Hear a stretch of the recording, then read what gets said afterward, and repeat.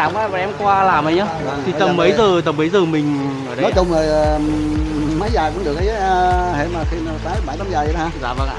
Em mở cửa ra. Dạ vâng.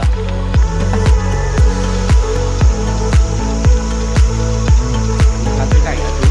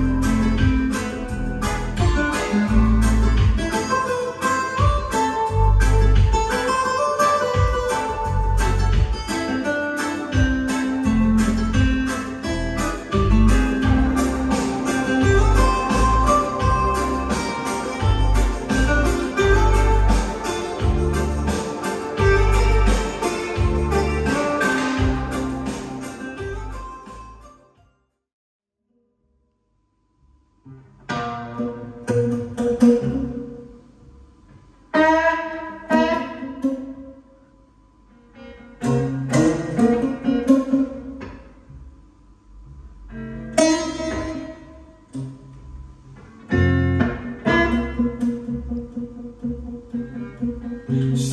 out of Memphis Highway 61, traces of the places where the blues begun. Sun is blazing, a rise and fall, echoes of a national steel guitar. Down in Mississippi, down in Mississippi, down in Mississippi, down in Mississippi, where the blues was born. The Yazoo River rolling through the land, cradle of the blues, the Delta and cotton fields, catfish farms, steady rockin' rhythm since the dawn of time. Down in Mississippi, down in Mississippi, Mississippi, and down in Mississippi, where the blues are born. Sweetwater's barbershop, backroom boots, shaving the haircut, lots of red and blues. Greenfield juke joint, Saturday night.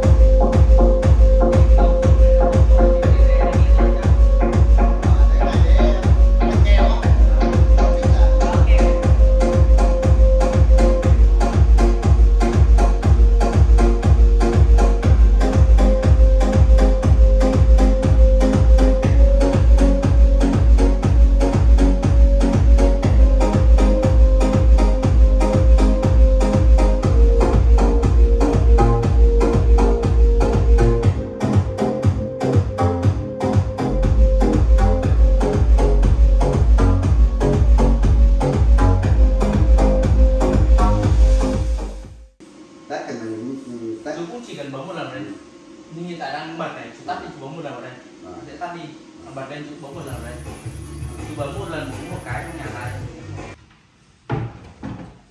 Đóng lại được không? Đóng lại được. Làm như vậy cho mình lần đầu tiên là mình bấm nút này thôi. Đúng rồi ạ. Một nút chú bấm một lần thôi, một lần thôi, đúng không? Đúng rồi ạ. Nó tự động chắc dễ mà. Đây chắc chú cũng biết rồi. Cái này bên cũng về sẽ nói chắc cũng dễ. Nó không cần làm gì đâu nó đâu. Rồi chú bắt xong rồi bây giờ ra ngoài này. Chờ chọn ở ngoài này thôi, đúng rồi. Chờ là cái này tự động khởi động hay là mình xong rồi test mình tự nó khởi động ấy, tự nó khởi động tất cả. Đó thì nó test đây luôn. Đúng rồi ạ. Còn tivi của chú thì chú bật cái tivi lên thôi. Cái tivi chú bật lên chú chọn cái cổng HDMI từ đây.